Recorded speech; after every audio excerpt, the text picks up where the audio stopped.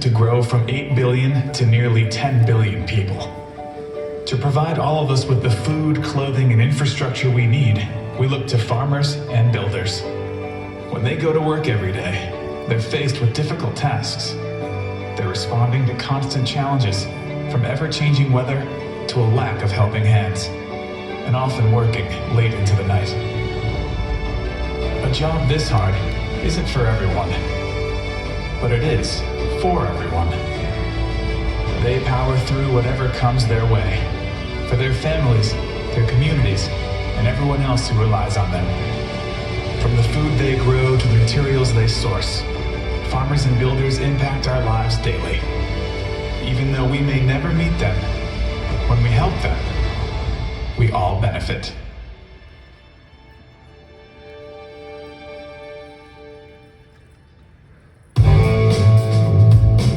Please welcome Jamie Heinlein.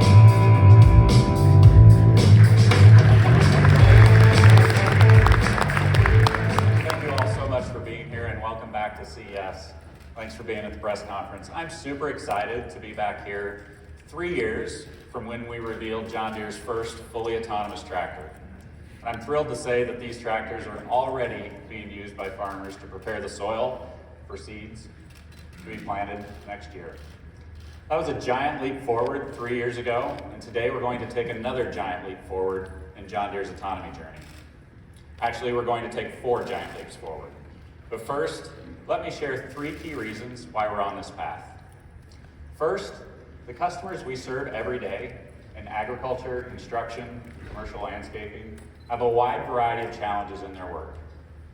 One challenge they all face is limited labor availability.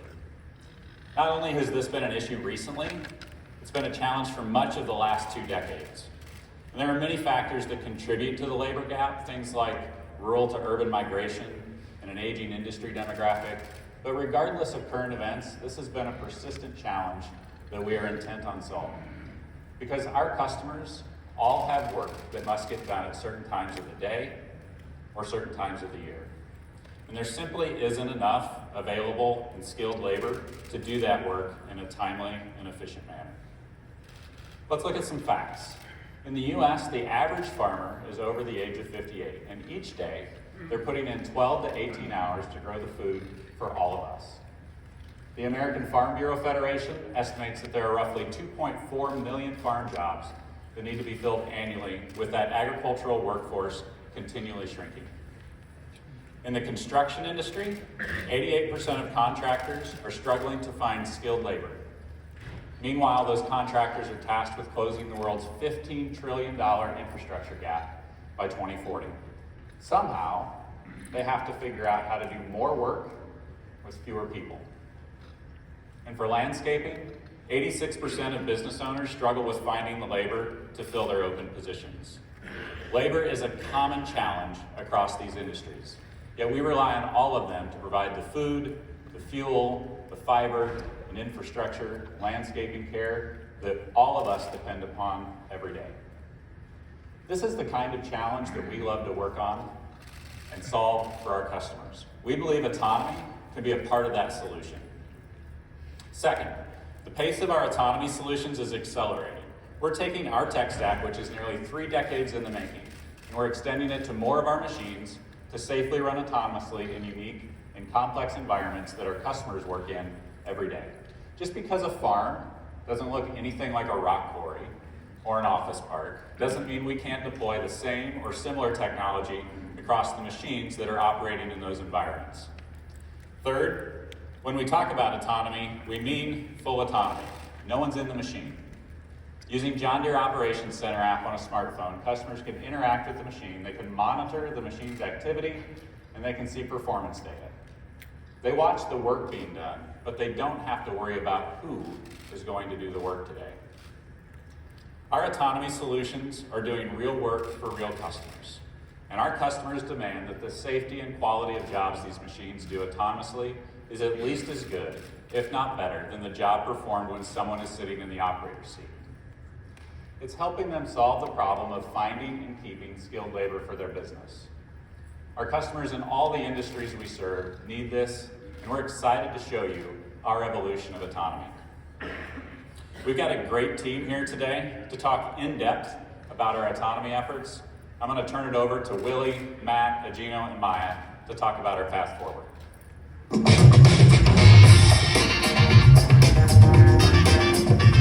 Please welcome Willie Pell and Matt Potter.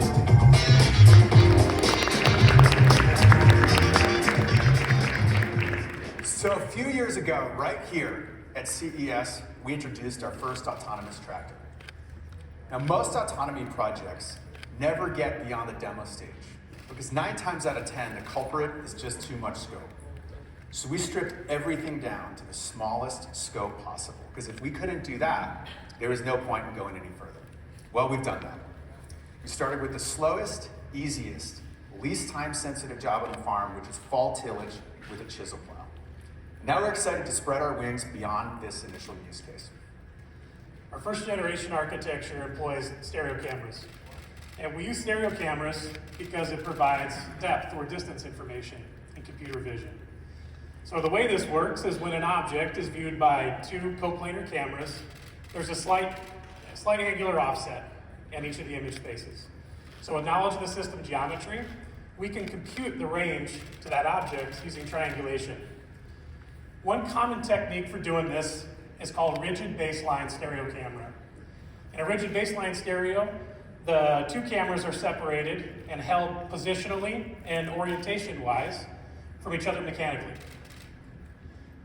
To increase the sensing range in a system like this, we have to widen that baseline. So widening that baseline makes it harder and harder to preserve those angular orientations between the cameras. Mechanical tolerances and vibration and temperature swings effectively limit how far you can sense at some distance accurately. So to solve this, we created what we're calling camera arrays. Instead of 2 cameras overlapping, we have many cameras overlapping. So each camera can correct the position and orientation of every camera every single frame. This allows us to let go of these brittle mechanical assumptions and embrace inevitable camera movements. And this real-time calibration allows us to run with wider baselines and have more accurate depth at greater range. Yeah, in a nutshell, it allows us to see further. And seeing further allows us to drive the machines 40% faster and pull implements twice as wide as before. These are substantial increases in productivity and adds more value through time savings with autonomy. So this new kit, which could be retrofitted onto existing large tractors, will be able to do every job a tractor does on the farm. That is fall tillage, spring tillage, planting, and grain cart operation. And this will alleviate farmers from the acute labor availability constraints throughout the entire year. Yeah, and farming never stops. The environment that our machines operate in is unforgiving. So the hardware components in this second generation autonomy kit need to be just as durable as the tractors and implements. So these components, they feature the latest technologies in computing and imaging, but are passively cooled and ruggedized for work in a harsh off-road environment. So we perpetually process every single pixel of every image from 16 cameras to keep the machine safe and productive. Data generated from the perception system is fed into NVIDIA Orin GPUs. And inside these GPUs, we calibrate the cameras relative to one another, infer the semantics of each pixel using transformer networks, and make the right decision in real time. The images you're seeing here are a small handful of strange things we encounter while running autonomously. By training models on these images, our machines become more experienced and run more safely and more productively. And when we first designed the system, we did not have insects in mind as a class of object to train on. But when you run a tractor at night with the lights on, a moth weighing less than a single ounce would bring our 40,000-pound machine to a halt. It was a software bug in all senses of the word. Autonomy is all about solving the long tail of edge cases, bugs being one example. And each of these images is an experience that helps more than just our large ag machines. We're building data and tech stack that is modular, and we're spreading it laterally across our machines for customers in all the industries we serve. Gino is going to come out here and tell us about one such case. So welcome to Gino.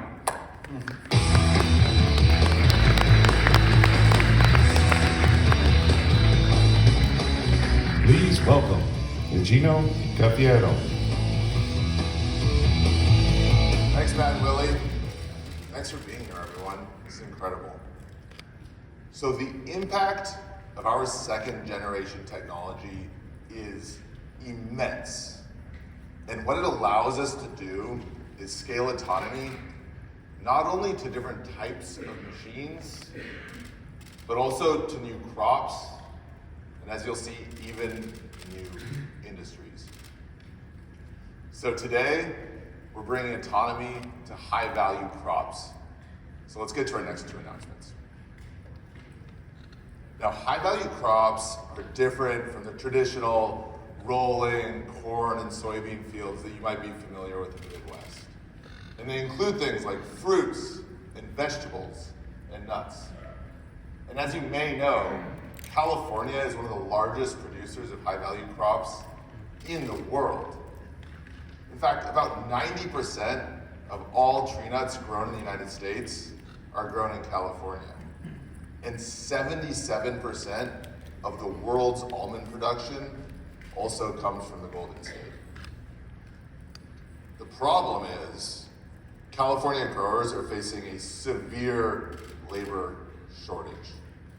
Now, almost half of all available equipment operator jobs in the state are currently unfilled. And a major reason for this is that those jobs are among the most physically taxing and grueling jobs available.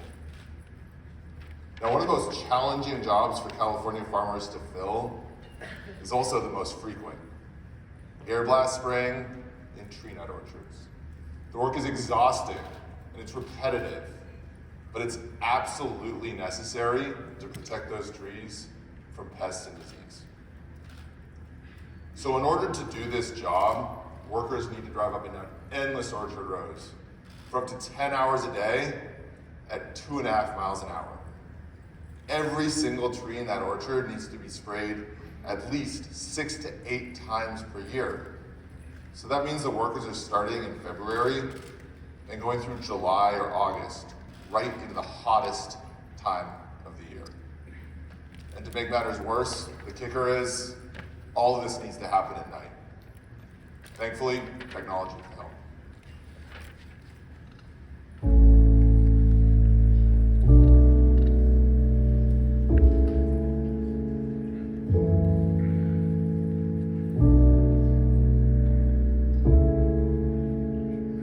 The feeling I have when I walk down my fields is pride.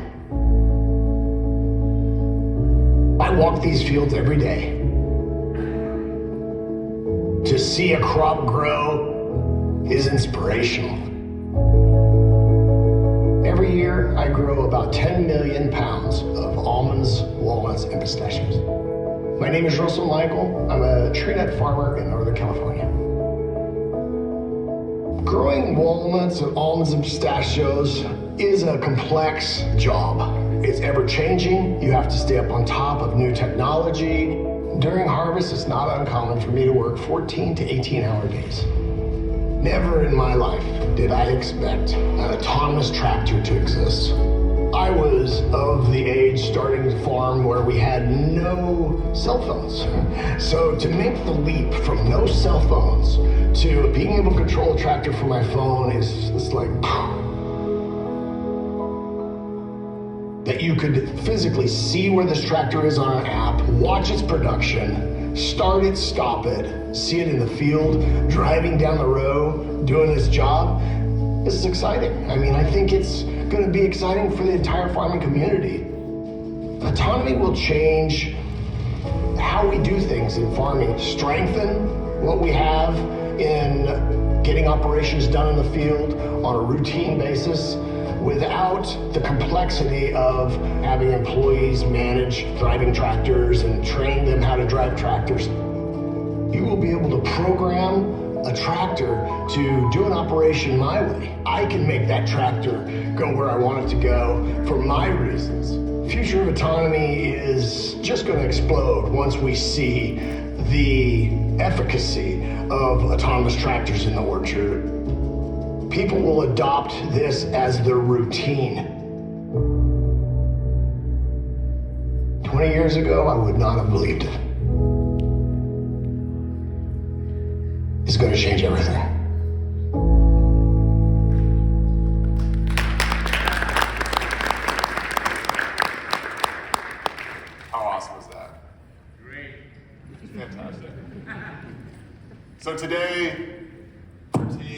is extremely proud to reveal 2 new orchard tractors. Now, there's a lot of similarities between our autonomous tillage solution and our autonomous orchard solution. They both use our 2nd generation autonomy kit, and that's built on the John Deere tech stack. And that means they share things like consistent hardware and cameras and even user interfaces. But there's also sufficient differences in the environments that these tractors operate in that require a unique approach. So, unlike tillage, which takes place in these vast open fields, orchard tractors need to navigate through dense canopies with trees that are up to 30 feet tall. That's much taller than the tractor itself, and the density of those branches create challenges for traditional GPS. And so these challenges have required a different approach for obstacle detection and navigation. So in addition to the 7 cameras around the tractor, we've also introduced LiDAR sensors as well. Now, LiDARs provide depth information, and that allows the tractor to know where the trees are and how to navigate between them. So that ensures the tractor can drive straight down the row while identifying what is or isn't an obstacle, which is much trickier in this environment. So, if the tractor sees a human, or a pickup truck, or irrigation piping, or a bee box, like literally a hive of pollination bees, you're gonna want to avoid that. It knows whether it should stop or drive around the obstacle. So one of the coolest visualizations is what the tractor sees through its LiDAR sensors as it's going down the road. So let's take a look. This is what humans would see. And then over here, you can see the tractor has identified the trees, put red bounding circles around them. It can see small obstacles.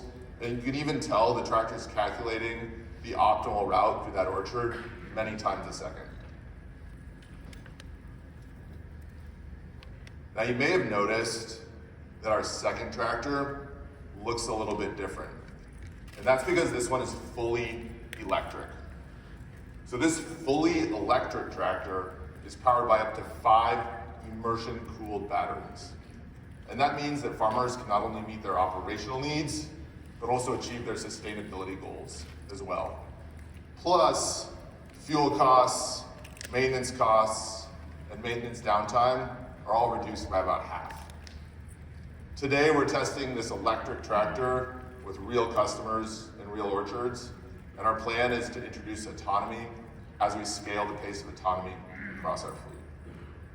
So as I said, we're extremely proud and excited to help farmers like Russell change how they farm while seeding the future of autonomy in more orchards.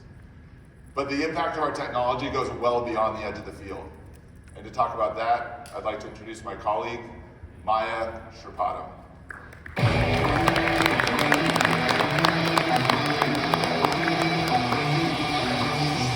Please welcome Maya Shripado. Thanks, Gino. So let's talk about a different industry that Deere serves. I want to begin with a question. Who here has been to a quarry? Okay, not a lot of people raising their hands. They're fascinating places. They give us access to raw materials that we rely on every day. Think about your eyeglasses, makeup, and even the toothpaste that you used this morning. These common items contain raw materials supplied by quarries. In fact, a customer once told me, if it's not grown, it likely comes from a quarry. Quarries are extremely common. In fact, there are 8 of them within a 12-mile radius of the Mandalay Bay. Now, before I geek out, I want to touch quickly on the big picture. The world's population is expected to grow from 8 billion to nearly 10 billion people by 2050. Not only does that increase demand for food, but it also increases the need for roads, homes, and buildings.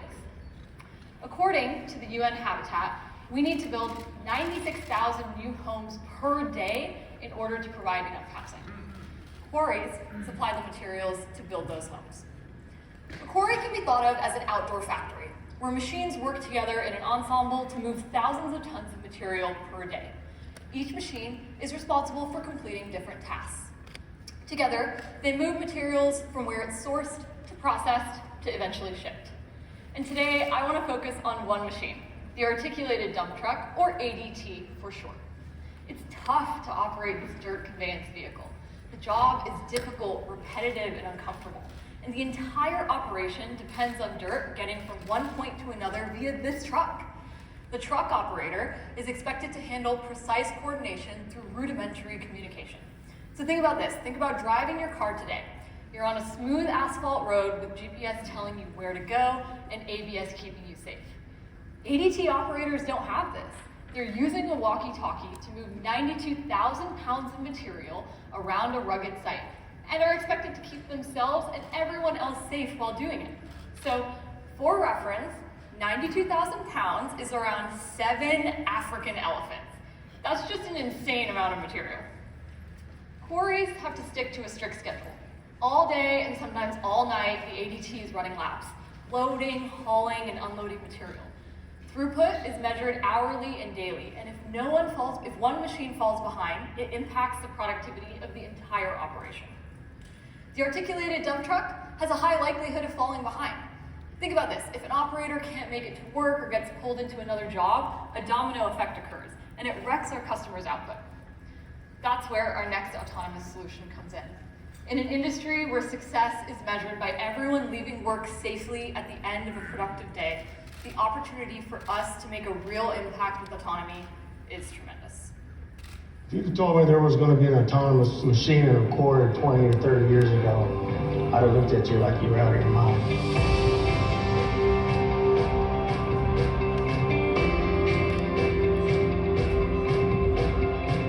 Everything comes from a quarry. The water purifications, foods we eat, clothes we wear, the houses we live in, to the roads that we drive on. It's a part of our everyday lives. I'm Russell Hatfield, and I manage a quarry in Las Vegas. 20 years ago, we were probably pushing 120 tons an hour, and today we're mining 350 tons an hour to 375. The demand has really grown. We run 24/7. We run like on a 4-shift basis. The larger the quarry, there's many new challenges: safety, employment, and training. Finding skilled labor is very challenging today. I mean, it doesn't seem like there's any vocational schools that teach it. To be able to run and see a machine and be able to operate it from my desk will eliminate the training, eliminate safety factors. You want everybody to go home safe. It's going to increase productivity out of the mine and give me more time to be more creative of what we need to do in the future. The truck and autonomy will run 24/7. You don't have to shut down. You don't need to stop for a break. It frees up the operator. And again, that's what I mean. You'll get that growth and that extra help to keep moving forward. Autonomy is the future, and I'm ready for it.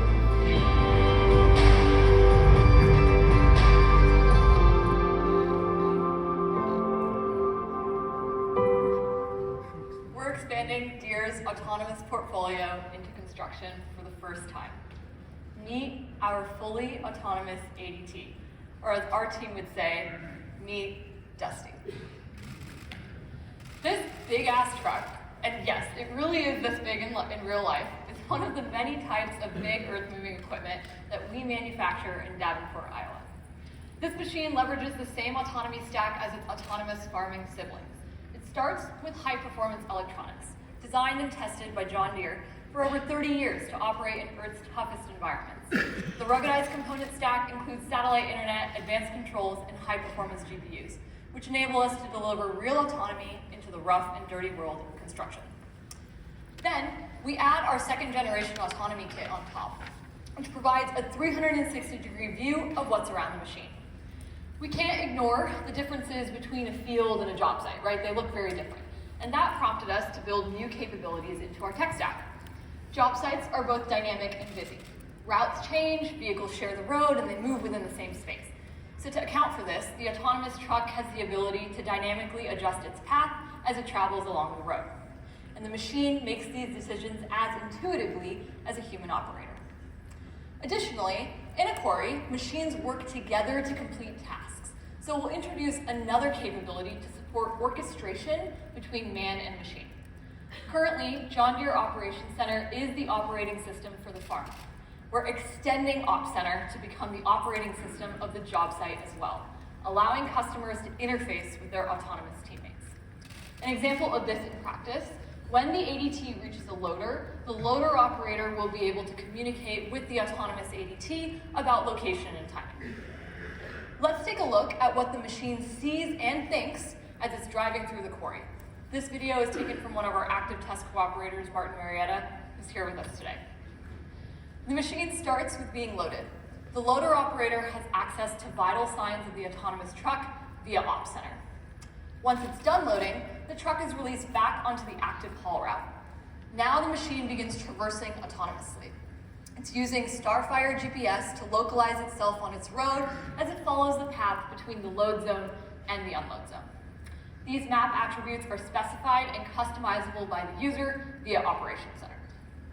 As it's driving, it's leveraging those camera arrays Willie and Matt talked about to segment the world. If the machine sees something, we use computed depth to determine how far away the object is and whether it needs to change course. Now, the mission comes to an end and we see the ADT reaching the unload zone where it will dump out the materials. It positions itself, dumps, and sends a message to other folks on site, letting everyone know Dusty's finished a cycle fully autonomously. The truck will head back to the loading area and repeat, and our customers can analyze productivity from their phones. Overall, Deere Autonomy will support how our customers' operations currently run today, maintaining our commitment to build high-trust, high-performance products. I'll leave you with a quick closing thought. When we walk into a hospital or take off in a plane on a runway, we rarely think about the input required to build these places. We just enjoy the fact that it's there. Deere is taking some of the most advanced technology on Earth, autonomy, and deploying it for people who have been working behind the scenes for generations to build human infrastructure. 10 years from now, when a child learns to brush their teeth for the first time, their toothpaste and toothbrush will likely be produced with the help of an autonomous ADT.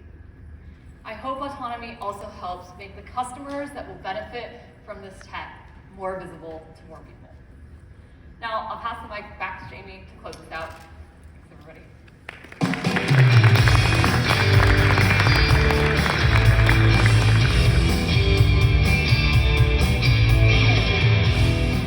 Thanks, Maya. I hope you all can see the impact that autonomy can have on agriculture and construction. But there's also one other area of Deere's business that doesn't get talked about as much: commercial landscaping. Our public and private landscapes require a lot of care, and we've been in the business of making lawn equipment for over 60 years. Think of all the green open spaces like office parks and industrial complexes that you see on a regular basis. Those places need to be mowed every week, and they can be massive spaces that take a long time to mow. For people to enjoy these areas, it means they usually needed to be tended to early in the morning, and finding people to do the work is challenging, especially when there are so many other things that need to get done every day, from caring for the trees and other landscaping activities. Our customers in the commercial mowing industry compete in an intense bid process to win their business. The key to winning a bid is being able to mow the property throughout the complete year. So when those customers inevitably face short-staffed and workforce challenges, autonomy provides them with a solution. And that leads us to step number 4. Today, Deere is revealing a new autonomous commercial mower. Our autonomous mower uses the same second-generation autonomy technology as the tractors and the articulated dump truck you just saw, but since the machine is smaller, it doesn't need as many cameras. This mower features 4 pairs of stereo cameras, one in the front, one in the back, and one on each side. And they're positioned as high as possible on the machine to give us a complete 360-degree view around the mower. And by the way, this mower is also fully electric. So in addition to reducing emissions, it's also reducing noise pollution for people who live and work nearby. These are the 4 steps we're taking in Deere's Autonomy's journey today. We're bringing real autonomy to more machines, more jobs, and more customers. But this doesn't just happen. It's the result of our tech stack that has been built by amazing technologists over decades, which allows us to accelerate the pace of autonomy. It's the result of our teams building and refining technology, taking data, intelligence, and learnings from one machine and applying it to other machines. And it's the result of listening to our customers and creating real solutions that meet their needs. In food, roads, landscapes, there's something that we can't take for granted. There's two important points I want to leave you with. The first is we want to make autonomy available to industries that can benefit from it. So not only will we offer autonomy on our new machines, but our customers can also add autonomy kits to many existing Deere tractors, articulated dump trucks, and commercial mowers. This will help farmers, contractors, and landscapers bring autonomy to their current machines, putting them in a better position to invest in new machines as their businesses grow. Second, all of the technology we just showed you is really, really cool. But creating cool technology isn't what we do. What we are doing is creating real solutions for our customers' real needs. We rely on these businesses every day to provide food, fuel, roads, and the landscapes that we all enjoy. They are our purpose. And we're honored to have some of our customers here with us today. Dustin, Russ, and Serge all operate quarries. And Russell, who you saw in the Orchard video, and Jackson, who is John Deere's chief tractor kid, but you might know him better as just a Jackson thing on TikTok, represent two generations of farmers. Could you join me in thanking them for everything they do and being here?